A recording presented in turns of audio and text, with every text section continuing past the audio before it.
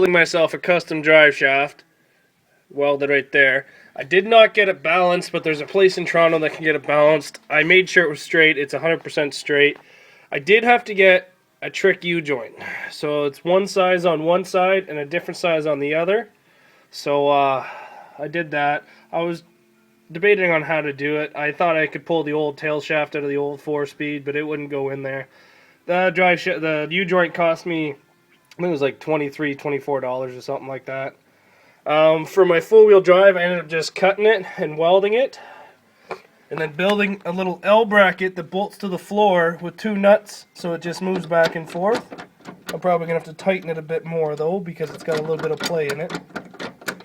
I'm going to probably have to take the torch and bend my four-wheel drive shifter because I can't really move my seat ahead. It hits my seat. So I'll see about that. If I just have to take the torch, heat it up, and then bend it ahead a little bit more, just make sure it's out of the way of the 5-speed shifter.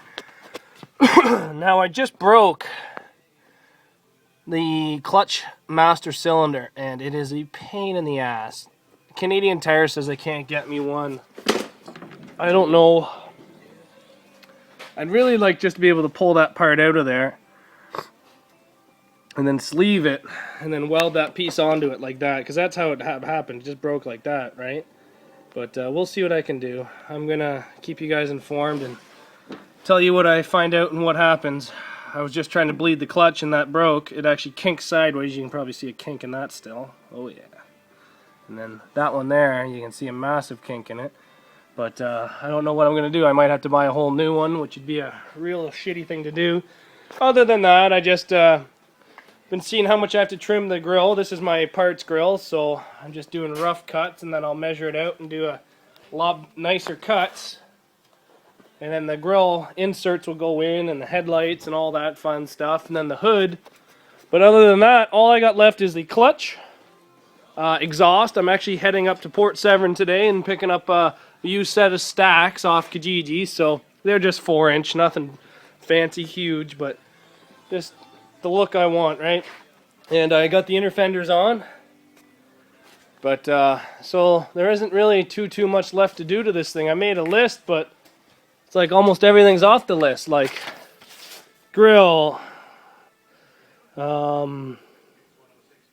inner fenders, door panels, which I need to get those little clips that you just push in, the exhaust, inner tranny cover. That's done. I just have to, I actually want to wrap it with fabric. Horn, that's done. I put 2 horns instead of 1. It's a little louder, but I'm almost ready for a test drive. I still need to find those shitty bungee cords that nobody wants.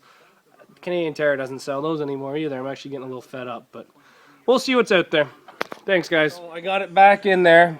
I don't know if this is a Ford thing, but holy fuck, every time you try to work on a Ford, everything is so fucking tight in there. Like, look at that is right in there. I just got all my hands pinched.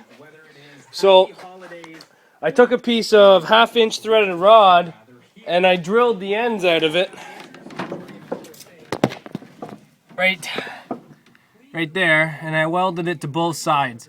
So we'll see if that fixes it. I'm just going to weld the tab back onto the clutch, because that actually, I guess I didn't finish welding it. I only tack welded it, and yeah, she broke and then bent that. So I'll weld that back on there, and then we'll try it again. I just don't have the money to go out and buy a new slave right now. Sorry, a master right now. I bet you that's about 250, 300 bucks.